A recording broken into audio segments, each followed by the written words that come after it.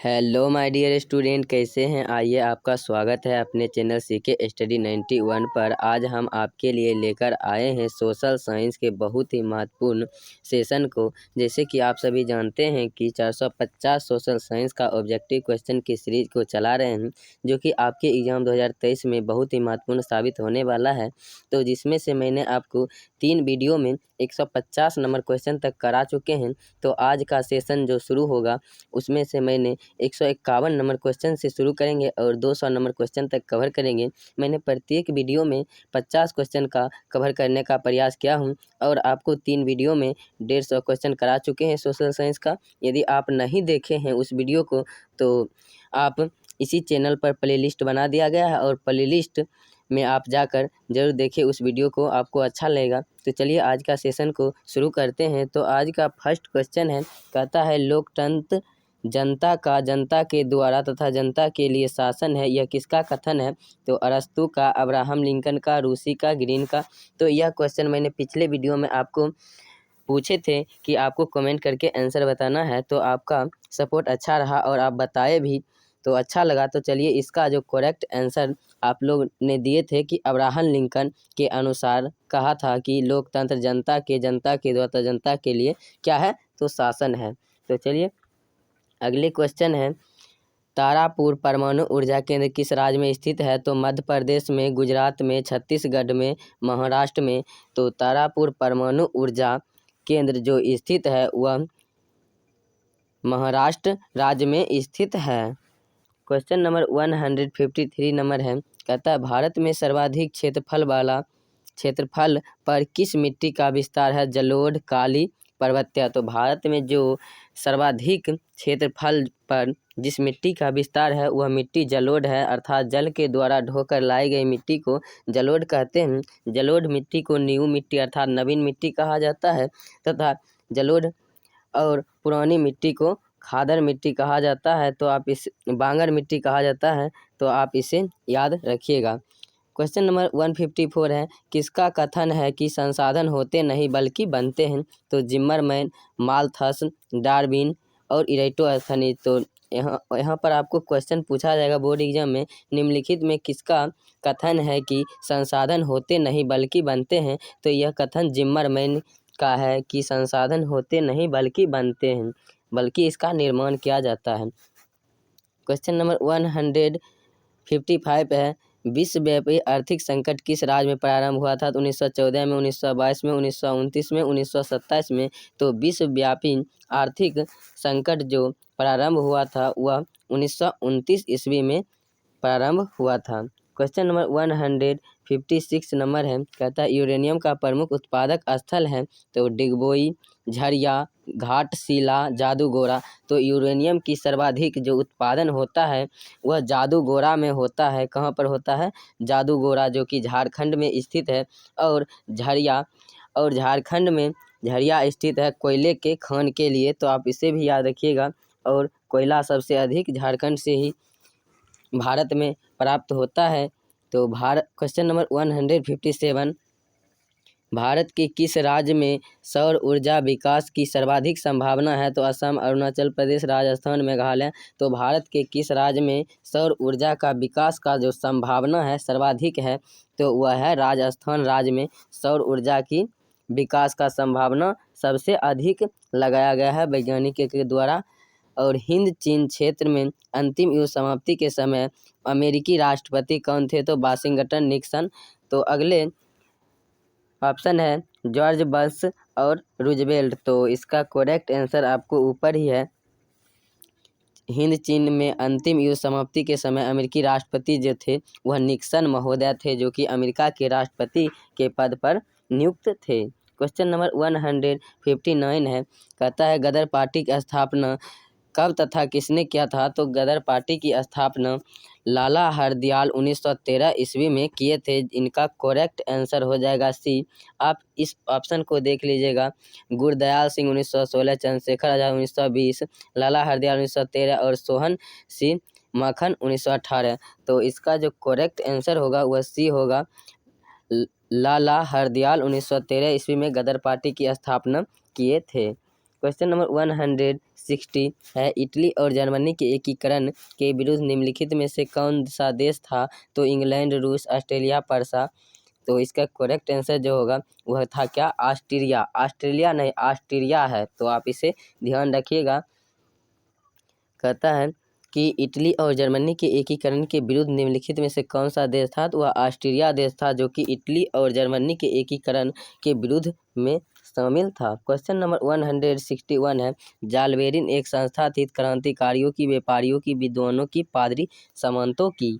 तो जालबेरिन एक संस्था थी जो कि थी किसकी? व्यापारियों की एक संस्था था जिसे जालबेरिन कहा गया था।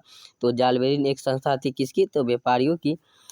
यदि आप चाहते हैं इस सभी जो क्वेश्चन को आपको करा रहे हैं उसका PDF यदि बिल्कुल फ्री में लेना चाहते हैं तो वीडियो के डिस्क्रिप्शन में व्हाट्सएप ग्रुप का लिंक है, तो आप वहां से हमारे व्हाट्सएप ग्रुप में जुड़ सकते हैं। क्लास के बाद वहां पर PDF डाल दिया जाता है।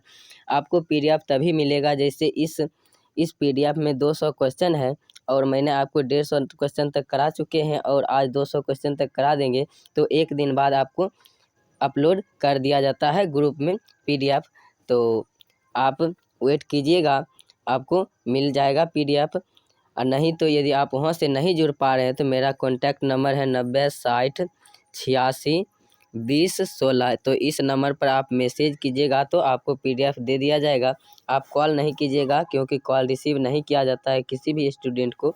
तो चलिए सेशन को आगे बढ़ाते हैं। क्वेश्चन नंबर 162 है, समाजवादी शासन का पहला प्रयोग कहाँ हुआ था? तो रूस में, जापान में, चीन में, क्यूबा में। तो समाजवादी शासक का जो पहला प्रयोग हुआ था वह कहाँ पर हुआ था? तो रूस में हुआ था। रूस में जार का अर्थ क्या होता है? तो ये क्वेश्चन भी बहुत इंपॉर्टेंट है। रूस में जार का अर्थ होता है रूस का सम्राट। क्वेश्चन नंबर 163 है, भूमंडलीकरण की शुरुआत किस दशक में हुई? 1990, 1960। ऑप्शन नंबर सी है 1970, 1980। तो इसका जो आंसर होगा भूमंडलीकरण की शुरुआत किस दशक में हुआ था? तो 1990 ईस्वी के दशक में भूमंडलीकरण की शुरुआत हुआ था।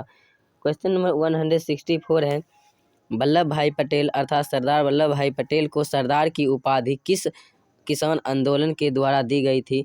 तो जो सरदार वल्लभ भाई था उन्होंने एक किसान आंदोलन चलाए थे जिसमें उन्होंने उनको सरदार की उपाधि दिया था। तो वह आंदोलन था बारदोली। बारदोली आंदोलन के तहत सरदार वल्लभ भाई पटेल को सरदार की उपाधि वहाँ के जनता खुशी में दिए थे। तो आप इसे भी याद रखिएगा। क्वेश्चन नंबर 165 है, कहता है कि पूर्ण स्वराज की मांग प्रस्ताव कांग्रेस की किस वार्षिक अधिवेशन में पारित हुआ था? तो 1929 लाहौर, 1933 कलकत्ता, 1931 कराची, 1924 बेलगांव। तो कांग्रेस का जो था पूर्ण स्वराज प्रस्ताव वह किस वार्षिक अधिवेशन में पारित हुआ था? तो वह 1929 लाहौर वार्षिक अधिवेशन में कांग्रेस के पूर्ण स्वराज अधिकार का प्रस्ताव रखा गया था। क्वेश्चन नंबर 166 है, मेढक में प्रजनन प्रक्रिया को बाधित करने वाले अर्थात नष्ट करने वाले रसायन कौन सा है? तो बेंजीन, यूरिया, एड्रीनिन, फास्फोरस। तो ये क्वेश्चन बहुत ही महत्वपूर्ण है। बिहार बोर्ड एग्जाम में करीब 10 बार से भी अधिक पूछा गया, तो आप इसे याद रखिएगा। तो इसका जो मेढक को जो प्रजनन क्षमता होती है उन्हें नष्ट करने वाले एक रसायन होता है जिसे एड्रीन कहा जाता है। क्या कहा जाता है? एड्रीन। तो क्वेश्चन नंबर 166 का करेक्ट आंसर क्या हो जाएगा? सी। क्वेश्चन नंबर 167, विश्व में सर्वप्रथम मुद्रा की शुरुआत कहाँ हुई थी? तो भारत में, जापान में, चीन में, अमेरिका में। तो विश्व में सर्वप्रथम मुद्रा की शुरुआत हुई थी वह कहाँ पर हुई थी? तो चीन में हुई थी। सर्वप्रथम विश्व में क्या हुआ था? मुद्रा की शुरुआत हुआ था, तो वह चीन देश है। गुटेनबर्ग के सर्वप्रथम किस पुस्तक की छपाई की थी? गुटेनबर्ग जो थे उन्होंने सर्वप्रथम किस पुस्तक की छपाई करवाए थे या की थी? तो कुरान, गीता, हादीस, बाइबल। तो इसका करेक्ट आंसर जो होगा वह डी हो जाएगा, बाइबल। क्वेश्चन नंबर कहता है गुटेनबर्ग ने सर्वप्रथम किस पुस्तक की छपाई की थी? तो बाइबल पुस्तक की छपाई किए थे। किस पुस्तक की छपाई किए थे? तो बाइबल पुस्तक का। 169 नंबर क्वेश्चन है, एल्युमिनियम बनाने के लिए किस खनिज की आवश्यकता पड़ती है? तो मैग्नीज का, टीन का, लोहा का, बॉक्साइड का। तो एल्युमिनियम बनाने के लिए मुख्य तौर पर बॉक्साइड का क्या होता है? प्रयोग किया जाता है। तो आप इसे याद रखिएगा। क्वेश्चन नंबर 170 है, कहता है बिहार के कितने प्रतिशत भौगोलिक क्षेत्र में वन का विस्तार है। तो बिहार के जो वर्तमान बिहार है उसमें अभी लगभग 7% क्षेत्र पर क्या है, वन का विस्तार है। बिहार विभाजन से पहले बहुत अच्छे खासा पर बिहार की स्थिति था वन क्षेत्र में, लेकिन झारखंड अलग हो जाने के कारण बिहार की स्थिति भौगोलिक वन क्षेत्र में दयनीय स्थिति में आ गया, जो कि सिर्फ 7% ही है। तो चलिए अगले क्वेश्चन के देखते हैं। ये क्वेश्चन बहुत ही इंपॉर्टेंट है, तो आप इसे याद रखिएगा। क्वेश्चन नंबर 171 है। कहता है बिहार में अति जल दोहन से किस तत्व का संकेंद्रण बढ़ा है। तो वेरी वेरी इंपॉर्टेंट क्वेश्चन है। तो फ्लोराइड का, क्लोराइड का, आर्सेनिक का, तो लोटा का। तो बिहार में अति जल दोहन से आर्सेनिक तत्व का संकेंद्रण बढ़ा है। किस तत्व का संकेंद्रण बढ़ा है। तो आर्सेनिक तत्व का संकेंद्रण बढ़ा है। इसका करेक्ट आंसर क्या हो जाएगा, सी हो जाएगा। बिहार में संपूर्ण क्रांति का नेतृत्व किसने किया था। तो मोरारजी देसाई, नीतीश कुमार, लालू प्रसाद, जयप्रकाश नारायण। तो बिहार में जो संपूर्ण क्रांति का नेतृत्व जो किए थे वह जयप्रकाश नारायण थे। कौन थे, वह जयप्रकाश नारायण थे। तो आप इसे याद रखिएगा, क्वेश्चन बहुत ही इम्पोर्टेंट है। इसी क्वेश्चन से आपके एग्जाम में सारे क्वेश्चन आएंगे, तो आप इसे ज़रूर ही याद रखिएगा। यदि आप अभी तक वीडियो को लाइक नहीं किए तो प्लीज़ वीडियो को लाइक कर दीजिए और अपने दोस्तों को शेयर ज़रूर कीजिए। और आप हमारे व्हाट्सएप ग्रुप में ज़रूर जुड़िए, क्योंकि PDF वहाँ पर क्लास के बाद अपलोड कर दिया जाता है। तो आप ज़्यादा टाइम वीडियो को देखने में नहीं लगाया और PDF से बहुत कम समय में अधिक तैयारी करेंगे। तो चलिए, उम्मीद करता हूँ कि आप हमारे व्हाट्सएप ग्रुप में जुड़िएगा। तो अगले क्वेश्चन है, विश्व में कितने विशेष आर्थिक क्षेत्र विकसित हैं। तो विश्व में कितने विशेष आर्थिक क्षेत्र स्थित है। तो 10, ऑप्शन नंबर ए में है 10, 7, 15, 5। तो विश्व में जो आर्थिक क्षेत्र स्थित है वह 5 आर्थिक क्षेत्र स्थित है। तो उम्मीद करता हूँ कि वीडियो आपको अच्छा लग रहा होगा। क्वेश्चन नंबर 174 है, निम्नलिखित में कौन छोटे पैमाने का उद्योग है। तो चीनी उद्योग, कागज उद्योग, खिलौना उद्योग, विद्युत उपकरण उद्योग। जो छोटे पैमाने का उद्योग है यहाँ पर इस चारों में से कौन है। तो यह खिलौना उद्योग जो है वह छोटे पैमाने का उद्योग है। तो अब इसे याद रखिएगा, तो इसका करेक्ट आंसर सी हो जाएगा। क्वेश्चन नंबर 175 है। कहता है जिस देश की प्रति व्यक्ति आय अधिक होता है वह देश कहलाता है।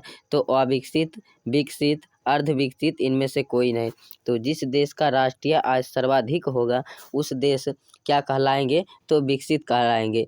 क्या कहलाएंगे, विकसित। जैसे कि आप सभी समझ लीजिए कि यदि आपके घर की आय 1 लाख है प्रति मंथ, तो आपका घर क्या है, विकसित है। यदि किसी के घर का आय मात्र 5,000 है तो 5,000 में उनको परिवार चलाने में बहुत परेशानी होगा। तो वह क्या है, विकसित नहीं है, अर्थात अविकसित है। क्वेश्चन नंबर 176 है, दल बदल कानून निम्नलिखित में से किस पर लागू होता है। संसद और विधायक पर, राष्ट्रपति पर, उपराष्ट्रपति पर, इनमें से सभी पर। तो दल बदल जो कानून होता है वह लागू होता है मुख्य तौर पर सांसद और विधायक पर। तो इसका करेक्ट आंसर ये हो जाएगा। तो ये सभी क्वेश्चन आपके लिए लाए हैं, ये बहुत ही महत्वपूर्ण है आपके एग्जाम की दृष्टि से। लगभग 10 बार से अधिक बार भी ये क्वेश्चन बिहार बोर्ड टारगेट किया है और पूछा गया है। तो इस क्वेश्चन में आपको पूछा जाएगा, तो आप इसे याद कर लीजिएगा।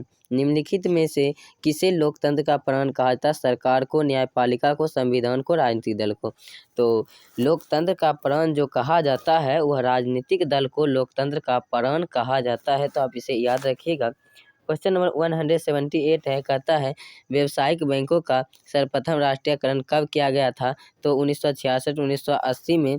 सी नंबर ऑप्शन है 1969, डी नंबर ऑप्शन है 1975। तो व्यावसायिक बैंकों का जो राष्ट्रीयकरण किया गया था वह 1969 ईस्वी में किया गया था। तो बहुत ही इंपॉर्टेंट क्वेश्चन है, तो आप इसे याद रखिएगा। क्वेश्चन नंबर 179 है, भारत का केंद्रीय बैंक कौन सा है। तो Reserve Bank of India, State Bank of India, क्षेत्रीय Bank of India, Punjab National Bank. तो भारत की जो केंद्रीय बैंक है वह कौन सी है।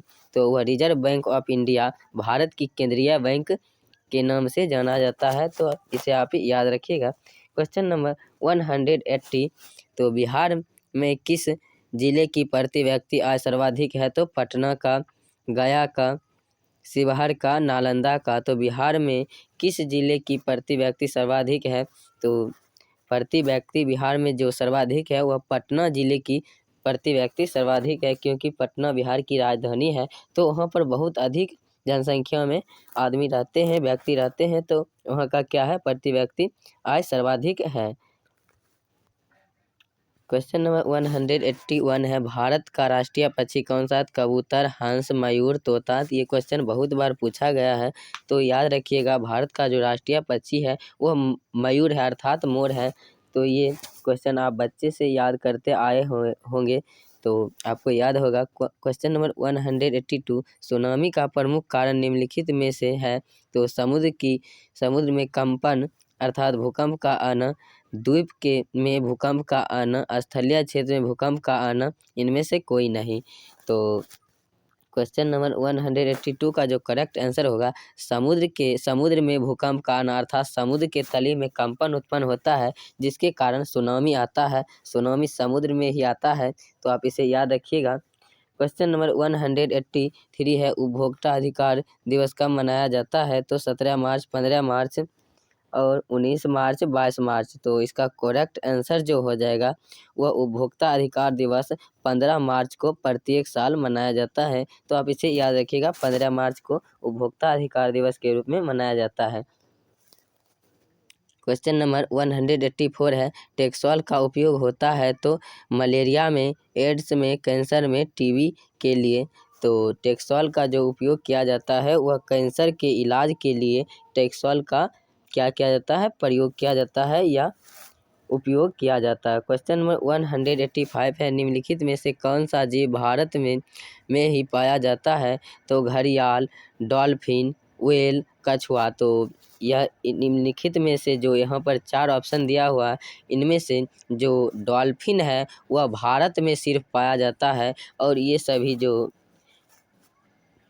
जानवर हैं ये सभी अदर कंट्री में भी पाए जाते हैं। तो आप इसे याद रखिएगा, बहुत ही महत्वपूर्ण क्वेश्चन है। डॉल्फिन जो एक ऐसा जीव है जो कि सिर्फ भारत में पाया जाता है, जो कि मनुष्य की तरह व्यवहार करता है तथा ये घुल मिल जाते हैं। क्वेश्चन नंबर 186 है, किस राज्य में वन का सबसे अधिक विस्तार है? तो केरल, कर्नाटक, मध्य प्रदेश, उत्तर प्रदेश। तो निम्नलिखित में से जो 4 ऑप्शन दिए गए हैं उनमें से सबसे अधिक वन का विस्तार है जो कि मध्य प्रदेश में है, और सबसे कम कहाँ पर है? तो आप इसे कमेंट करके कमेंट बॉक्स में ज़रूर लिखिएगा कि भारत में सबसे कम वन किस राज्य में है, तो कमेंट करके ज़रूर लिखिएगा। क्वेश्चन नंबर 187 है, भारत का राष्ट्रीय पशु है? तो हाथी, चीता, बाघ, हिरन। तो भारत का जो राष्ट्रीय पशु है वह क्या है? तो बाघ है। और भारत का राष्ट्रीय पक्षी क्या है? तो मोर है। तो आप इसे भी याद रखिएगा, आपको ऊपर ये क्वेश्चन बता चुके हैं जो कि बहुत ही महत्वपूर्ण है आपके एग्जाम की दृष्टि से।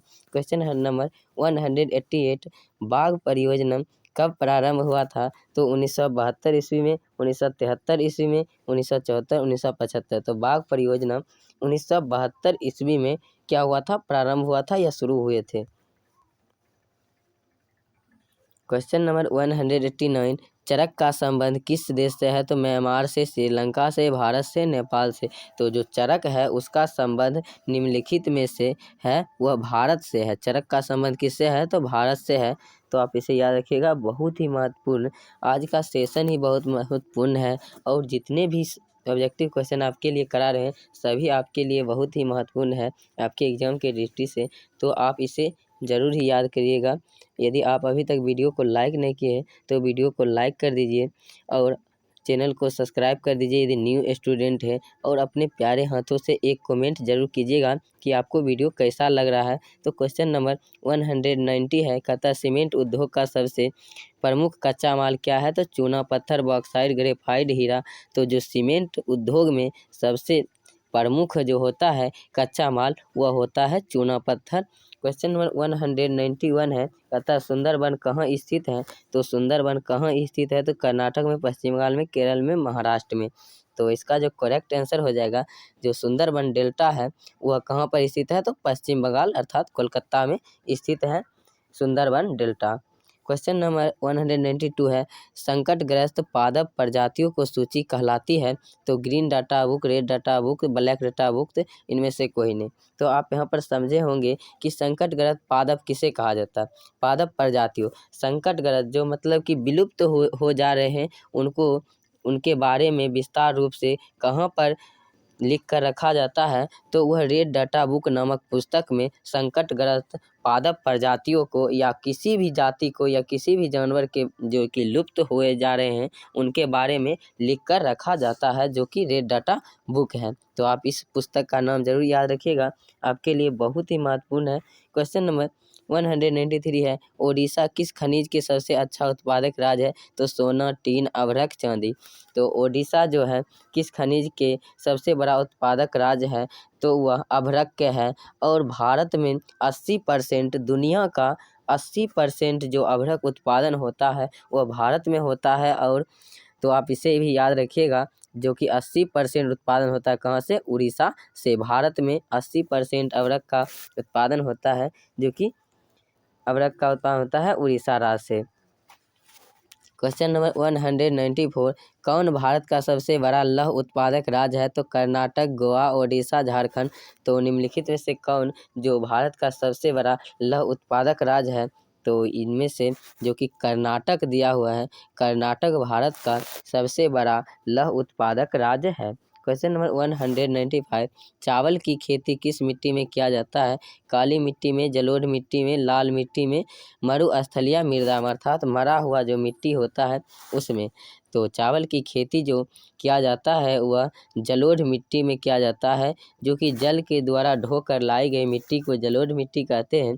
जलोढ़ मिट्टी भारत में अधिकतर जलोढ़ मिट्टी ही पाया जाता है सर्वाधिक स्थल पर। तो आप इसे भी याद रखिएगा। 1 टन इस्पात बनाने में कितने मैग्नीज का उपयोग किया जाता है। तो 5 किलोग्राम, 10 किलोग्राम, 15 किलोग्राम, 20 किलोग्राम। जो 1 टन इस्पात को जब निर्माण किया जाता है या बनाया जाता है तो उसमें मैग्नीज की कितने केजी मैग्नीज का उपयोग किया जाता है। तो इसका करेक्ट आंसर होगा बी, अर्थात 10 किलोग्राम 1 टन इस्पात बनाने में मैग्नीज का उपयोग किया जाता है। क्वेश्चन नंबर 179 है, कोयला किस प्रकार का संसाधन और नवीकरणीय संसाधन, नवीकरणीय संसाधन, जैव संसाधन और जैव संसाधन। तो आप यहाँ से पहले समझ लीजिए कि नवीकरणीय संसाधन किसे कहते हैं। वैसा संसाधन जिसे कितनों भी आप खर्च कीजिए उसका कभी भी ख़त्म नहीं होगा, जैसे सौर ऊर्जा, जल, वायु, ये सभी क्या हुआ, नवीकरणीय संसाधन। कभी सूर्य का प्रकाश खत्म नहीं होने वाला है। और नवीकरणीय संसाधन क्या है, कोयला क्या है, और नवीकरणीय संसाधन, इसका करेक्ट आंसर ये होगा। कोयला क्या है, सीमित मात्रा में है, कभी ना कभी जाकर ये क्या हो जाएगा, ख़त्म हो जाएगा। तो आप इसे ध्यान में रखिएगा, जो ख़त्म हो जाएगा कभी सीमित मात्रा में है और ख़त्म हो जाएगा तो अनवीकरणीय संसाधन है। क्वेश्चन नंबर 198 है, सौर ऊर्जा निम्नलिखित में से कौन सा संसाधन है। तो मानवकृत, पुनः पूर्ति योग्य और जैव चक्रीय। तो अभी तुरंत मैंने आपको बताया था सौर ऊर्जा जो है वह नवीकरणीय संसाधन, यहाँ पर ऑप्शन रहता देते हैं, लेकिन पुनः पूर्ति योग्य सौर ऊर्जा का आप क्या करते हैं, उपयोग नहीं करते हैं।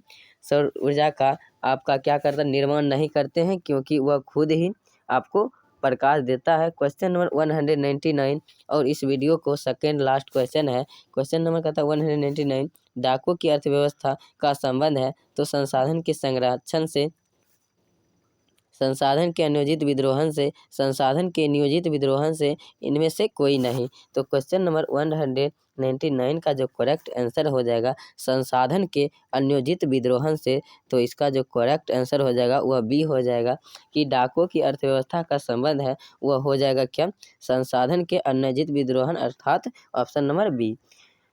क्वेश्चन नंबर 200 करने से पहले आपको बता देना चाहते हैं, यदि आपको इसका PDF लेना है तो आप वीडियो की डिस्क्रिप्शन में जाइए, वहाँ पर व्हाट्सएप ग्रुप का लिंक है, तो वहाँ से आप व्हाट्सएप ग्रुप में जुड़ जाइए और वहाँ पर क्लास के बाद PDF डाल दिया जाता है, तो वहाँ से आप डाउनलोड करके पढ़ लीजिएगा। यदि आप वहाँ से नहीं जुड़ पा रहे हैं तो मेरा कॉन्टैक्ट नंबर है 90 60 86 20 16। तो इस नंबर को आप अपने कॉपी में नोट डाउन कर लीजिएगा और इस पर मैसेज कीजिएगा, सर हमें PDF चाहिए, तो मैं आपको PDF भेज दूंगा। आप एक बार मैसेज ज़रूर कीजिएगा, कॉल नहीं कीजिएगा, क्योंकि कॉल रिसीव नहीं किया जाता है। तो चलिए, उम्मीद करता हूँ कि समझ में आया होगा। तो क्वेश्चन नंबर 200 है, भारत में कुल कितने डाक क्षेत्रों में बटा हुआ है। तो 7, 5, 6, 8।